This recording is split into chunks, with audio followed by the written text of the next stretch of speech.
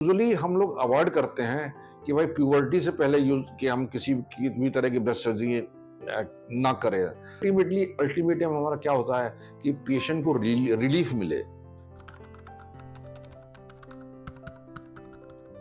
Hi, I am doctor पीके तलवार, cosmetic surgeon, New Delhi, and I'm practicing cosmetic surgery for more than 30 years now. Previously, I was attached to Apollo and Max hospitals, and now I'm running my own cosmetic laser surgery center at Greater Kailash Part 1, New Delhi.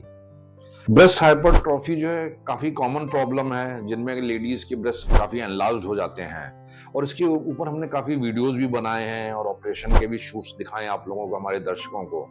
अब उसी से related एक query आई है हमारे पास, आज ही आई है।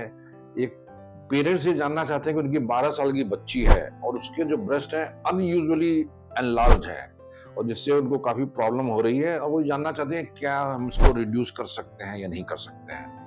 ये काफी एक अनकॉमन प्रॉब्लम मैं कहूंगा कि जुवेनाइल केसेस में जो आ रहे हैं, ऐसे केसेस बहुत कम होते हैं। लेकिन मैं आपको एक चीज देखिए बताना चाहूंगा, 12 साल की बच्ची है, अभी उसकी ग्रोथ हो रही है और अगर ग्रोथ हो रही है तो अगर उसके बीच में अगर हम कोई भी सर्जरी करते हैं तो हो सकता है एंड रिजल्ट में ब्रेस्ट की शेप में कुछ फर्क पड़ जाए, उसकी ग्रोथ में कुछ फर्क पड़ जाए, थोड़ी एसिमेट्री हो जाए, मल्टीपल चीजें हो सकती हैं।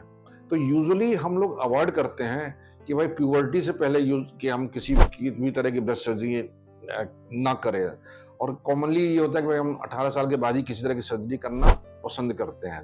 लेकिन देयर इज ए प्रॉब्लम। देखिए, हर चीज का कुछ एक्सेप्शन भी होता है। अगर बच्ची को ज्यादा बैकएक हो रहा है, शोल्डर पे ज्यादा पेन हो रहा है, रिपीटेड स्किन इन्फेक्शन हो रहे हैं या साइकोलॉजिकल ट्रॉमा हो रहा है, देखिए साइकोलॉजिकल ट्रॉमा बहुत बड़ा फैक्टर हो जाता है। अगर उनमें से ये सब चीजें हो रही हैं तब तो मैं उनके पेरेंट्स को भी यही सजेस्ट करूंगा कि in that case we can definitely meet and we can definitely consider कि भाई इसका ब्रेस्ट को हम लोग जो है रिड्यूस करें या ना करें, कैसे करें, उसके कुछ प्रोसीजर्स हैं जो हम उनके साथ पर्सनली डिस्कस करना चाहेंगे।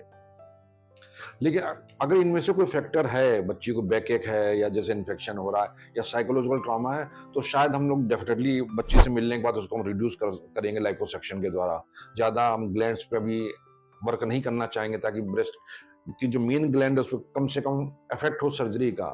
तो यही एक एक्सेप्शन है जिस केस में हम लोग कर सकते हैं, जुवेनाइल केसेस में, जो जुवेनाइल ब्रेस्ट हाइपरट्रॉफी। अदरवाइज हम यूजुअली वेट करते हैं 18 साल की उम्र के बाद ही इस तरह के केसेस को करने के लिए।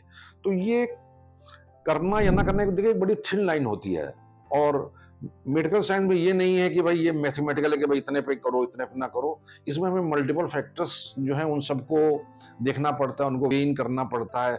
और जैसे मैंने आपको बताया कि यूजुअली हम लोग नहीं करते हैं ऐसी सर्जरी, लेकिन अगर कुछ इस तरह की प्रॉब्लम है तो नेचुरली देन उसको कंसिडर किया जा सकता है, क्योंकि अल्टीमेटली हमारा क्या होता है कि पेशेंट को रिलीफ मिले, पेशेंट को साइकोलॉजिकल ट्रॉमा उससे रिलीफ मिले, बैकएक से रिलीफ मिले या उसको बार बार इन्फेक्शन हो रहा है स्किन का, इन चीजों से रिलीफ मिले। तो आइडिया है कि पेशेंट को रिलीफ देना है नेचुरली, लेकिन with in confine of the medical science. तो दोनों चीजें को हम बैलेंस करके चलते हैं। और जो पेरेंट्स हैं जिन्होंने हमें क्वेरी भेजी है, अगर वो वीडियो देख रहे हैं तो मैं चाहूंगा कि उनसे मिलना चाहूंगा, बच्ची को देखना चाहूंगा, उसका असेसमेंट करना चाहूंगा, साइकोलॉजिकल ऑल्सो, और अगर फिर हम डिसाइड करेंगे हमें क्या करना चाहिए क्या नहीं करना चाहिए। तो ये एक चैलेंजिंग समस्या हमारे लिए भी, लेकिन हम मुझे पूरी उम्मीद है कि हम जब मिलेंगे तो हम इस समस्या का निदान ढूंढ लेंगे। और अगर इससे रिलेटेड आपके मन में और भी कोई प्रश्न है, कोई शंका है जिसका आप समाधान चाहते हैं, तो आपका स्वागत है, आप हमारी टीम से संपर्क करें। हमेशा की तरह मैं बड़ी खुशी होगी आपके किसी प्रश्न का उत्तर देने में। और अगर आपको वीडियो पसंद आया तो कृपया इसे लाइक और सब्सक्राइब करना ना भूलें। Thank you very much.